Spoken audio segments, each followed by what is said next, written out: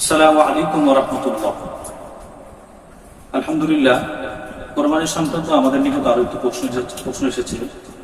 প্রশ্ন করেছেন আব্দুর রহিম নামে একজন ভাই। তিনি বলেন যে আমি পশু জবাই করার জন্য নিয়ে পশু জবাই করতে শুরু করি, কিন্তু পশু জবাইয়ের কাজটি পূর্ণ করতে না পেরে অন্য একজন ব্যক্তিকে জবাই করার জন্য বলি। আমার জানার বিষয় হলো, এইভাবে পশু জবাই করলে কোনো সমস্যা হবে কিনা। আলহামদুলিল্লাহ রাব্বিল আলামিন। আমরা আব্দুর রহিম ভাইয়ের প্রশ্নের উত্তর বলছি, সেটা হচ্ছে যে কোনো সমস্যা হবে না, বরং কোরবানির পশু জবাই সই হয়ে যাবে। তবে শর্ত হলো উভয়জনই বিসমিল্লাহ বলতে হবে। আলহামদুলিল্লাহ, আমরা উক্ত প্রশ্নের উত্তরে বিভিন্ন হাদিসের বিভিন্ন ফতোয়া কিতাব থেকে দলিল একত্রিত করেছি। এর মধ্যে একটি দলিল হচ্ছে আল ফাতওয়া তাতাখানিয়া। উক্ত গ্রন্থটির 9 নম্বর খণ্ডের 402 নম্বর পৃষ্ঠায় মুসান্নাফ রাহমাতুল্লাহি আলাইহি বলে, রাজুলা যাবাহা সাইদান ওয়া সাম্মা আহাদুহুমা তারাকা সানি আমাদান ইয়াহরুমু আকলুহু। মুসান্নাফ রাহমাতুল্লাহি আলাইহি বলেন, যখন দুইজন ব্যক্তি কোনো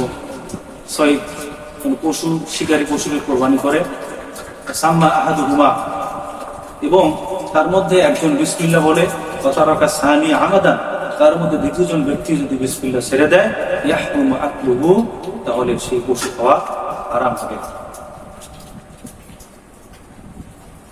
উক্ত দলিল সমূহের মধ্যে থেকে আরেকটি দলিল হচ্ছে হাশিয়াতুল ইবনে আবিদিন মাকতাবা আজহার থেকে প্রকাশিত উক্ত গ্রন্থের 9 নম্বর খণ্ডের 504 নম্বর পৃষ্ঠায় মুসান্নাফ রাহমাতুল্লাহি আলাইহি বলেন, ইযা কানা যাবিহু ইসনাইনে ফালাউ সাম্মা আহাদুহুমা ওয়া তারাকা সানি আমাদান হারামা আকলুহু। মুসান্নাফ রাহমাতুল্লাহি আলাইহি বলেন, যখন ব্যক্তি যখন দুইজন হয়, তার মধ্যে একজন বিসমিল্লাহ পড়ে এবং দ্বিতীয়জন পড়ে না, তাহলে উক্ত পশু খাওয়া হারাম হবে।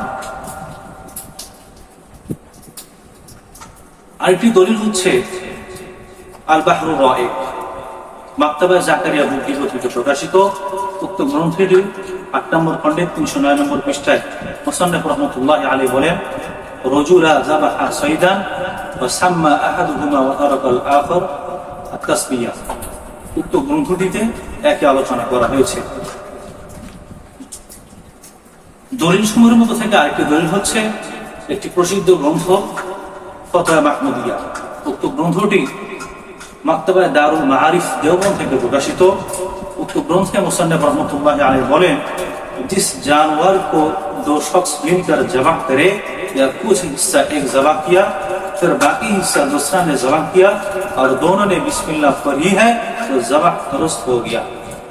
मुसन्निफ रहमतुल्लाह বলছেন যে জানোয়ারকে, যে পশুটাকে দুইজন ব্যক্তি মিলে জবাই করে এবং একজন ব্যক্তি কিছু জবাই করে, তারপর আরেকজন ব্যক্তি জবাই করে, এবং যদি দুইজনে বিসমিল্লাহ বলে থাকে, তাহলে উক্ত পশুটি খাওয়া জায়েজ হবে এবং কোরবানি সহিহ হবে।